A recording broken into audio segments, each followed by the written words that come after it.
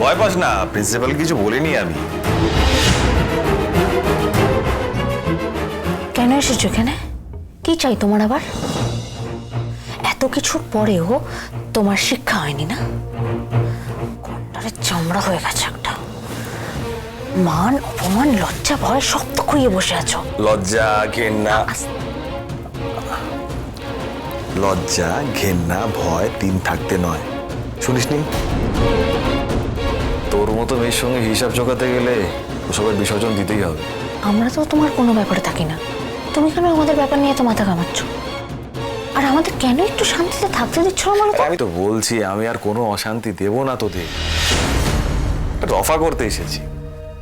তুই এমনি ডাকলে কথা বলবি না, তাই আমি চলে এলাম। তোমার সঙ্গে আবার কিসের অফা? আরে আছে আছে, তাতে তোরও ভালো হবে আমারও ভালো হবে, আমাদের দুজনেরই ভালো হবে। তবে যা বলার না এখানে বলা যাবে না, সিকিউরিটির ব্যাপার আছে তো।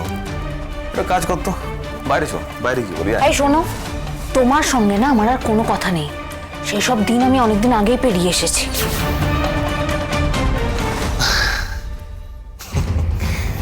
এই বানি, তুই যদি আমার সাথে কথা না বলিস তাহলে আমি সোজা তোর মেয়ের কাছে যাব। মেয়ের কাছে কি বলে দেবো যে আমি ওর বাবা আর ও আমার মেয়ে। আমার মেয়ে আমার, সেটা ভালো হবে তো?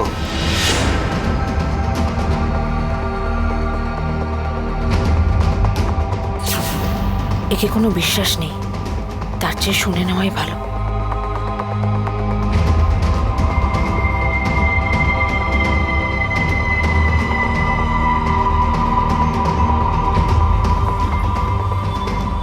কি বলার আছে বলো।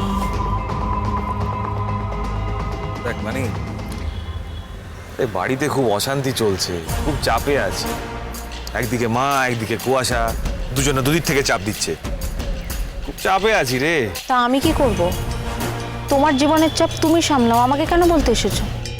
বলছি তার কারণ আছে, আগে ঠান্ডা মাথায় শোন। কাল অবধি সবাই জানতো যে কুয়াশা মা হবে, তো এখন ডাক্তার পরিষ্কার করে বলে দিয়েছে যে কুয়াশা মা হতে পারবে না, মানে কোনোদিনও মা হতে পারবে না। ওর নাকি কি সব শারীরিক সমস্যা আছে। মা খুব কষ্ট পেয়েছে রে। মায়ের তো স্বপ্ন ছিল তার নাতি নাতনির মুখ দেখবে, আর কুয়াশা সে স্বপ্নটা পূরণ করবে নাতি নাতনি দিয়ে। ভেবেছিল সুখে সংসার হবে।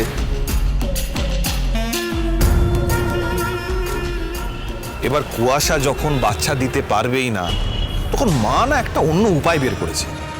দেখ, আমার মেয়েটা তো তোর কাছে আছে, মানে এতগুলো বছর ধরে তুই তো তোর কাছে রইলো, এখন মেয়ে বাবার কাছে থাকবে। মানে মায়ের কাছ থেকে এখন বাবার কাছে থাকুক। তোমার কি মাথা খারাপ হয়ে গেছে? কি বলছো ভেবে বলছো? আমি ছোট থেকে মেয়েটাকে তিল তিল করে বড় করলাম, আর এখন আমি তোমাকে দিয়ে দেবো? আরে হ্যাঁ, এতগুলো বছর ধরে তুই বড় করেছিস, তো এবার আমাকেও সুযোগ দে, আমি বড় করি। দেখ, ওর সবকিছু মানে ওর লেখাপড়া থেকে শুরু করে সবকিছুর দায়িত্ব আমি নেব। অবশ্য একটা শর্ত আছে, যদি বাচ্চার বাবা আমি হয়ে থাকি তবে।